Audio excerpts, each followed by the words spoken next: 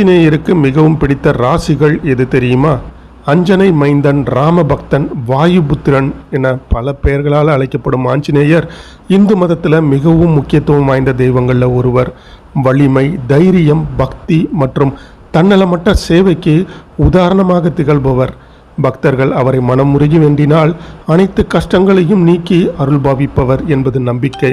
அப்படிப்பட்ட கருணை மிகுந்த ஆஞ்சநேயருக்கு சில ராசிகள் மீது தனிப்பட்ட பிரியம் உண்டு அப்படின்ட்டு ஜோதிட சாஸ்திரம் கூறுதுங்க.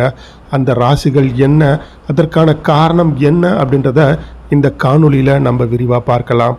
பொதுவாக எந்த ஒரு தெய்வத்திற்கும் அனைத்து ராசிகளும் சமமாகவே கருதப்படுது.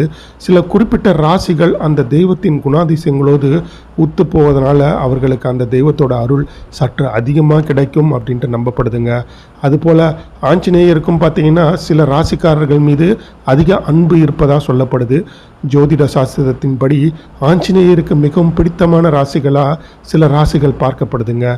அதில் முதலாவதாக பார்த்திங்கன்னா மேஷம். மேஷராசியின் அதிபதியான செவ்வாய் பகவான் வீரத்திற்கும் தைரியத்திற்கும் அதிபதியாக கருதப்படுறாரு. ஆஞ்சநேயரும் பார்த்தீங்கன்னா வீரத்திற்கும் வலிமைக்கும் பெயர் பெற்றவர். இந்த ஒற்றுமை காரணமாக மேஷராசிக்காரர்கள் ஆஞ்சநேயருக்கு மிகவும் பிடித்தமானவர்கள் என்று சொல்லப்படுதுங்க. மேஷராசிக்காரர்கள் இயற்கையாகவே தைரியமும் மன உறுதியும் கொண்டவர்களாக இருப்பார்கள். இவர்கள் எந்த ஒரு செயலையும் துணிந்து செய்யக்கூடியவர்கள்.